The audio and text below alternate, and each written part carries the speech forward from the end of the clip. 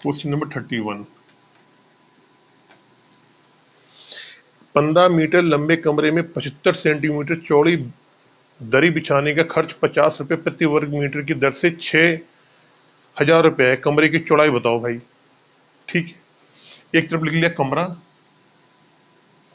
इधर कमरे की बात हो रही है और इधर दरी की बात हो रही है। तो कुछ नहीं करना, कमरे का क्षेत्रफल आप दरी के क्षेत्रफल के बराबर करो। दरी मतलब डी होता है एल बी एल डी, कमरा मतलब क्या होता है, रूम होता है एल आर कर दो।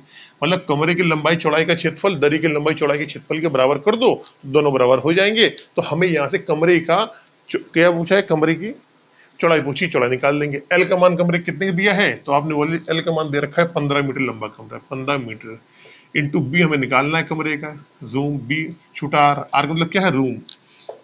अब दरी कितनी मीटर चौड़ी है, तो आपने बोला जी दरी है जो 75 सेंटीमीटर चौड़ी है। अब इस 75 सेंटीमीटर को आप मीटर में चेंज करोगे तो आपको 100 का भाग देना पड़ेगा इनटू, अब कह रहा है जो 75 मीटर जो दरी है ना उसको बिछाने का खर्च, दरी की चौड़ाई दे दी।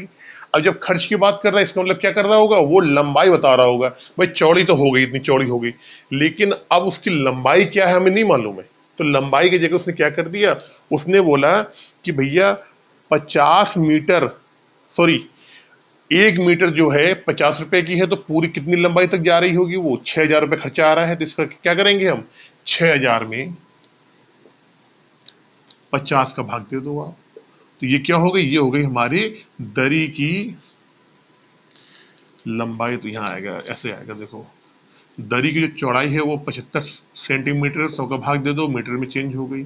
लंबाई की बात करी जाएगी तो आपको मालूम है कि 50 रुपये प्रति मीटर की दर से 6,000 रुपये खर्चा आ रहा है। तो लंबाई निकाल लो, 6,000 रुपये खर्चा आ रहा है और उसका रेट क्या है, तो आपने बोला जी 50 रुपये प्रति मीटर, 50 रुपये प्रति मीटर।